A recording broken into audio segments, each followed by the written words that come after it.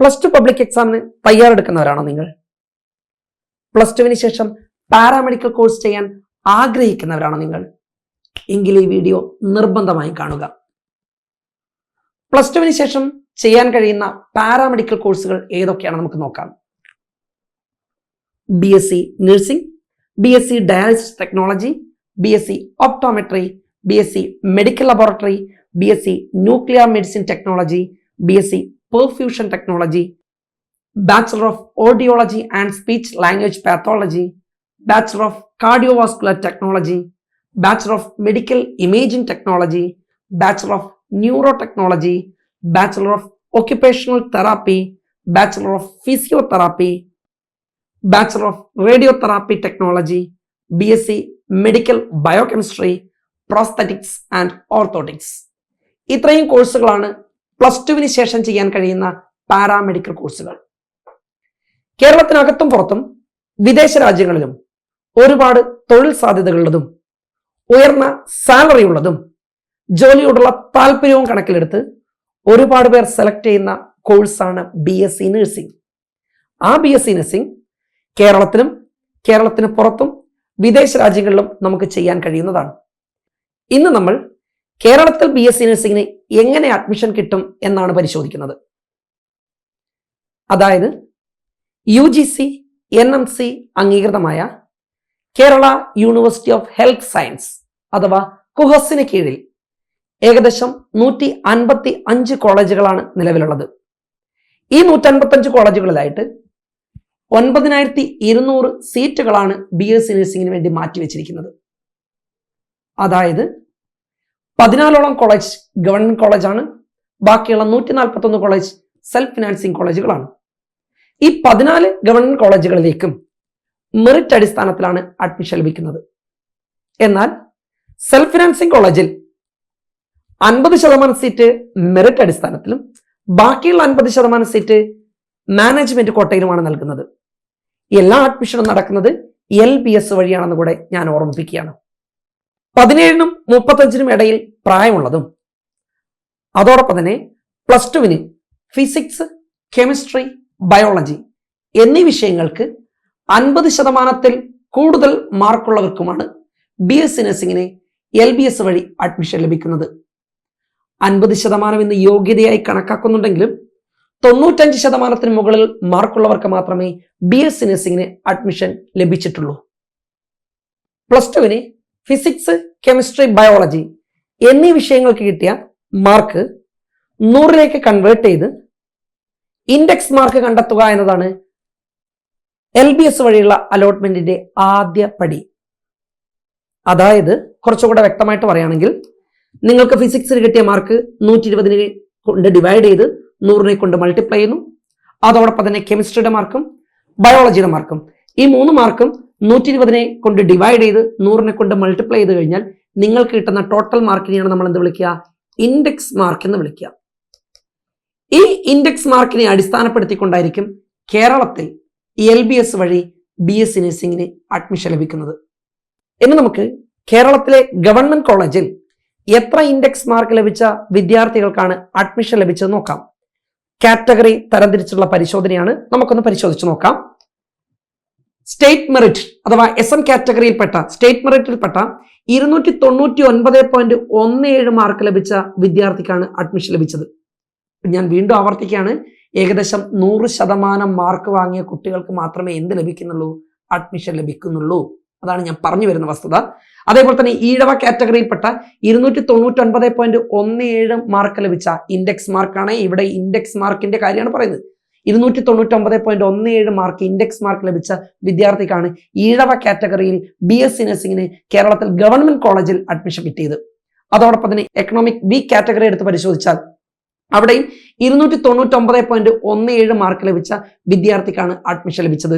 Then വിശ്വകർമ്മയിൽ 298.34 mark ലഭിച്ച വിദ്യാർത്ഥിക്കാണ് അവസാനമായിട്ട് admission ലഭിച്ചത്. ദെൻ അതോടൊപ്പം തന്നെ ബാക്ക്വേർഡ് ക്രിസ്ത്യൻ എടുത്ത് പരിശോധിച്ചാൽ അവിടെയും 298.34 മാർക്ക് ലഭിച്ച വിദ്യാർത്ഥിക്കാണ് അഡ്മിഷൻ ലഭിച്ചത്. ദെൻ ബാക്ക്വേർഡ് ഹിന്ദു എടുത്ത് പരിശോധിക്കുകയാണെങ്കിൽ 298.34 മാർക്കാണ് ബാക്ക്വേർഡ് ഹിന്ദുവിനും അവസാനമായിട്ട് അഡ്മിഷൻ ലഭിച്ച ഇൻഡെക്സ് മാർക്ക്. സോ മുസ്ലിം കാറ്റഗറി എടുത്ത് പരിശോധിക്കുമ്പോൾ 295.84 മാർക്കുള്ള മുസ്ലിം കാൻഡിഡേറ്റിനാണ് അല്ലെങ്കിൽ മുസ്ലിം വിദ്യാർത്ഥിക്കാണ് അവസാനമായിട്ട് എന്ത് ലഭിച്ചത്? അഡ്മിഷൻ ലഭിച്ചത്. ദെൻ SP സ്പോർട്സ് കോട്ടയിൽ 295 മാർക്ക് ലഭിച്ച വിദ്യാർത്ഥിക്കാണ് അവസാനമായിട്ട് അഡ്മിഷൻ ലഭിച്ചത്. ദെൻ കുശവൻ കാറ്റഗറിയിൽപ്പെട്ട 295 മാർക്ക് ലഭിച്ച ഇൻഡെക്സ് മാർക്ക് ലഭിച്ച വിദ്യാർത്ഥിക്കാണ് അവസാനമായിട്ട് അഡ്മിഷൻ ലഭിച്ചത്. ദെൻ LC ലാറ്റിൻ കത്തോലിക് വിഭാഗത്തിൽപ്പെട്ട 293.33 ഇൻഡെക്സ് മാർക്ക് ലഭിച്ച വിദ്യാർത്ഥിക്കാണ് അവസാനമായിട്ട് അഡ്മിഷൻ ലഭിച്ചത്. ദെൻ അടുത്ത കാറ്റഗറി ധീവര കാറ്റഗറിയിലും 292.84 മാർക്ക് ഇൻഡെക്സ് മാർക്കായിട്ട് വന്നു. ദെൻ അതോടൊപ്പം തന്നെ കുടുംബി വർഗത്തിൽപ്പെട്ട കുടുംബി കാറ്റഗറിയിൽ 290.83 മാർക്ക് ഇൻഡെക്സ് മാർക്കുമുള്ള വിദ്യാർത്ഥിക്കാണ് BSc നഴ്സിംഗിന് കേരളത്തിലെ ഗവൺമെന്റ് കോളേജിൽ അഡ്മിഷൻ ലഭിച്ചിരിക്കുന്നത്. ദെൻ SC കാറ്റഗറി എടുത്ത് പരിശോധിക്കുമ്പോൾ 281.67 മാർക്ക്, ST കാറ്റഗറി ആവുമ്പോൾ 269.17 മാർക്ക്, ദെൻ പേഴ്സണൽ ഡിസബിലിറ്റി ആവുമ്പോൾ 163.33 മാർക്ക്. അതായത് ഇവിടെ പരിശോധിക്കുമ്പോൾ മനസ്സിലാവുന്നത് ഓൾമോസ്റ്റ് 90% അല്ലെങ്കിൽ 95% മുകളിൽ ഫിസിക്സ്, കെമിസ്ട്രി, ബയോളജി എന്നീ വിഷയങ്ങൾക്ക് മാർക്ക് ഉണ്ടെങ്കിൽ മാത്രമേ കേരളത്തിലെ ഗവൺമെന്റ് കോളേജിൽ നമുക്ക് എന്ത് കിട്ടുന്നുള്ളൂ? അഡ്മിഷൻ ലഭിക്കുന്നുള്ളൂ. ഓക്കെ, ഇനി സെൽഫ് ഫിനാൻസിംഗ് കോളേജ് നമുക്ക് എടുത്ത് പരിശോധിക്കാം. സെൽഫ് ഫിനാൻസിംഗ് കോളേജിൽ SM കാറ്റഗറിയിൽപ്പെട്ട 286.66 മാർക്കുള്ള 286.66 മാർക്കുള്ള വിദ്യാർത്ഥിക്കാണ് അവസാനമായിട്ട് സ്റ്റേറ്റ് മെറിറ്റ് ലിസ്റ്റിൽ നിന്നും എന്ത് കിട്ടിയത്? അഡ്മിഷൻ ലഭിച്ചിരിക്കുന്നത്. ദെൻ അതോടൊപ്പം തന്നെ മുസ്ലിം വിഭാഗത്തിലുള്ള 286.66 index mark. Then Ezhava category എടുത്ത് പരിശോധിക്കുമ്പോൾ 285.84 ഇൻഡെക്സ് മാർക്കുള്ള വിദ്യാർത്ഥിക്കാണ് ഈഴവ കാറ്റഗറിയിൽ അവസാനമായിട്ട് BSc നഴ്സിംഗിന് അഡ്മിഷൻ ലഭിച്ചിരിക്കുന്നത്.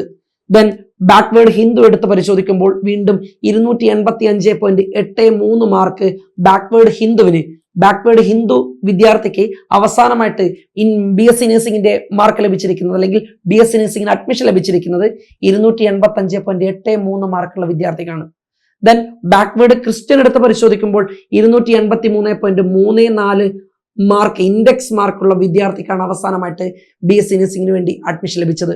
ദെൻ വിശ്വകർമ്മയിൽ 281.67 മാർക്കുള്ള 67 ഇൻഡെക്സ് മാർക്കാണ്. ഇൻഡെക്സ് മാർക്ക് കാണുന്ന രീതി നമ്മൾ നേരത്തെ ഡിസ്കസ് ചെയ്താണ്.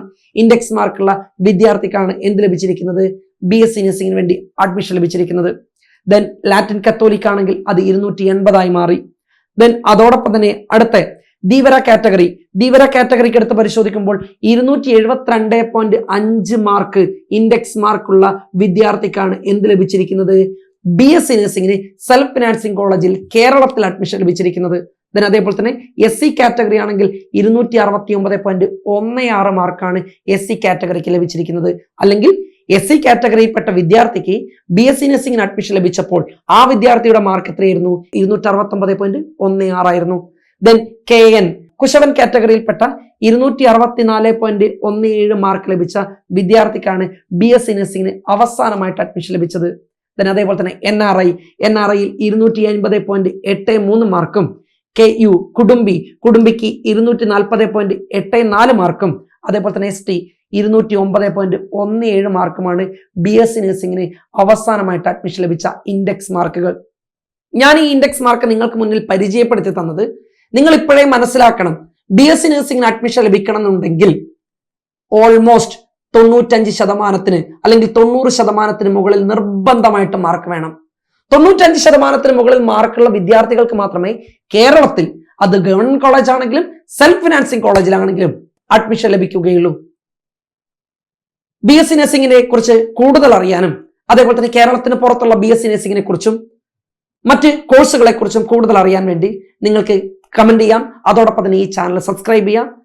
എന്തെങ്കിലും സംശയമുണ്ടെങ്കിൽ ഡിസ്ക്രിപ്ഷനിൽ കാണുന്ന നമ്പറിലേക്ക് നിങ്ങൾക്ക് കോൺടാക്ട് ചെയ്യാവുന്നതാണ്. താങ്ക് യു, നന്ദി.